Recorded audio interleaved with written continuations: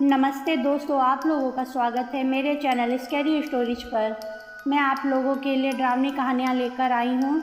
अगर आप लोगों को मेरी कहानी अच्छी लगे तो मेरे चैनल को सब्सक्राइब करें और बेल बटन को ऑल पर कर दें। दोस्तों, आज की कहानी असलम के ऊपर है। असलम अपनी बेगम फातिमा के साथ अपनी पुश्तैनी हवेली में अपनी इकलौती बेटी नरगिस की शादी के लिए आता है।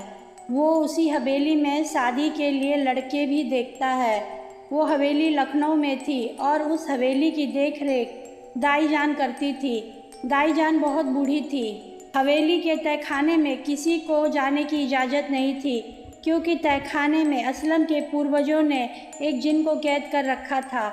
ये बात किसी को मालूम ना थी और अभी तक ऐसी ज़रूरत भी ना पड़ी कि किसी को इस बारे में बताएं। नरगिस की शादी के लिए लड़के देखे जा रहे थे। हवेली के उस कमरे की तरफ कोई नहीं जाता था जहाँ पर वो जिन कैद था। नरगिस बाहर से पढ़कर आई थी, इसीलिए उसे कमरे के बारे में ज़्यादा पता ना था।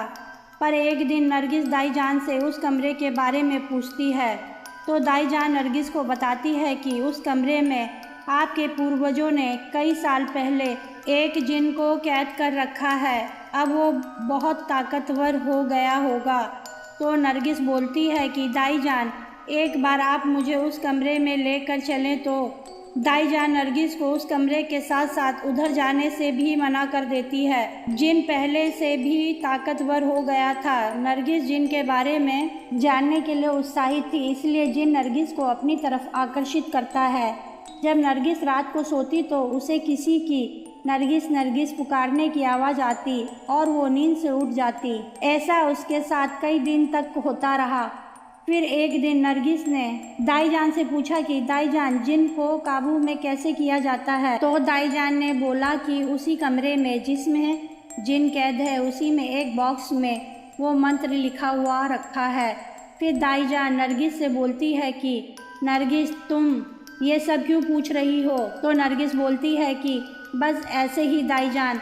फिर नरगिस दाई जान को बताती है कि रात में कोई उसका नाम लेके पुकारता है। दाई जान ये सुनकर डर जाती है और फातिमा से कहती है। फातिमा भी डर जाती है और वो दाई जान से बोलती है कि असलम के आते ही हम ये हवेली छोड़कर दूसरी जगह चले जाएंगे। असलम को अक्सर काम के सिलसिले में बाहर जाना पड़ता था। फातिमा और दाई जान को शक था कि नरगिस का नाम लेकर रात में कोई और नहीं, वो जिन ही पुकारता होगा, क्योंकि नरगिस दाई जान से जिन के बारे में पूछ रही थी। फिर रात को फातिमा नरगिस के साथ सोती है और नरगिस को फिर किसी के पुकारने की आवाज़ आती है। नरगिस अपने कमरे से बाहर निकलकर जिन जिस कमरे में कैद होता है उधर जाती है और मंत्रों से बंधे हुए ताले को, जिसकी चाबी दाई जान पर थी, नरगिस ने वो हर चाबी चुरा ली थी। नरगिस ताला खोलती है और कमरे में घुसती है। नरगिस के कमरे में घुसते ही कमरे का सारा सामान इधर उधर बिखर जाता है। नरगिस के हाथ में एक लैंप था। वो उस लैंप को ज़मीन पर रख देती है। तभी उसकी नज़र उस बॉक्स पर जाती है जिसमें जिन को काबू करने का मंत्र होता है। वो बॉक्स में से उस कागज़ पर लिखे हुए मंत्र को ज़मीन पर बैठकर पढ़ती है, पर वो जिन पर काबू नहीं कर पाती। इससे पहले कि जिन मुक्त हो जाता और पूरे हवेली का सामान इधर उधर बिखर जाता है, दाई जान और फातिमा की आँख खुलती है। नरगिस को अपने पास न देखकर फातिमा उसे ढूंढती हुई दाई जान के पास जाती है। फिर वो दोनों ऊपर जाती हैं। फातिमा बोलती है, दाई जान, ये सारा सामान किसने बिखेरा है। दाई जान कुछ घबराई हुई थी। उन्हें शक था कि कहीं नरगिस उस कमरे में तो नहीं चली गई, और हुआ भी वही। वो लोग उस बंद कमरे को खुला देखकर घबरा जाते हैं। अंदर जाकर देखते हैं तो नरगिस वहाँ पर नहीं होती। फिर वो लोग छत पर जाते हैं तो नरगिस वहाँ छत पर किसी से बातें कर रही थी। फातिमा नरगिस को बोलती है, नरगिस, तू यहाँ क्यों आई और उस कमरे का दरवाज़ा किसने खोला। पर नरगिस फातिमा के किसी भी बात का जवाब नहीं देती और वो हंस हंस कर जिन से बातें करती। फातिमा नरगिस को हाथ से हिलाकर पूछती कि तू किससे बातें कर रही है, चल नीचे चल। नरगिस अपनी माँ फातिमा को धक्का दे देती है और वहाँ से जिन के साथ नीचे चली जाती है। वो जिन किसी को भी दिखाई नहीं दे रहा था।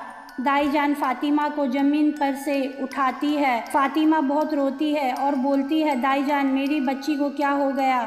तो दाईजान फातिमा को बोलती है कि कल हम लोग मौलवी पर जाएंगे। फातिमा और दाईजान मौलवी के पास जाकर सारी बातें बताती हैं। मौलवी उन्हें एक ताबीज़ नरगिस के लिए और एक दोनों को बांधने के लिए देता है। नरगिस को वो ताबीज़ अजाम के समय पहनने को बोलते हैं, क्योंकि उस वक्त जिन की ताकत ख़त्म हो जाती है।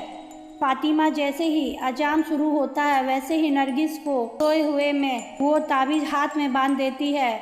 अब नरगिस फिर से पहले जैसे ठीक हो जाती है। रात को फिर वो जिन नरगिस को पुकारता है और उसी से उसके हाथ का ताबीज़ खुलवा कर फेंकवा देता है। जिन नरगिस को अपने वश में कर लेता है। नरगिस फिर से पहले की तरह जिन से बातें करती रहती है। ये सब देखकर फातिमा और दाईजान डर जाते हैं।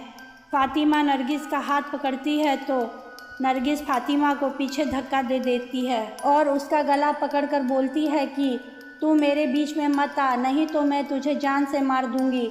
ये सब देखकर फातिमा बहुत रोती है और नरगिस अपने कमरे में जिन के साथ चली जाती है। दाईजान फातिमा को चुप करवाती है और फातिमा से बोलती है कि मस्जिद के पास एक पीर बाबा रहते हैं, मैं उन्हें बुलाती हूँ। दाईजान पीर बाबा से नरगिस की सारी बातें बताती है। पीर बाबा अपने साथ 2 लड़के एकदम हट्टे कट्टे होते हैं, उन्हें लेकर जाते हैं और नरगिस के कमरे में पीर बाबा जाकर के जिन से बोलते हैं कि तू नरगिस को छोड़ दे। वो लड़के नरगिस के दोनों हाथों को पकड़ लेते हैं तो जिन बोलता है, नहीं मैं नरगिस से प्यार करता हूँ और मैं इसे अपने साथ लेकर जाऊँगा। पीर बाबा जिन को बोलते हैं कि मैं ऐसा होने नहीं दूँगा और मैं तुझे मुक्त करता हूँ। तू इतने सालों से कैद था, अब तू जा मुक्त हुआ और अगर तूने नरगिस को नहीं छोड़ा तो मैं तुझे फिर से कैद कर दूंगा। बहुत मुश्किल से जिन ने नरगिस को अपनी गिरफ्त से मुक्त किया और वहाँ से हमेशा के लिए चला गया।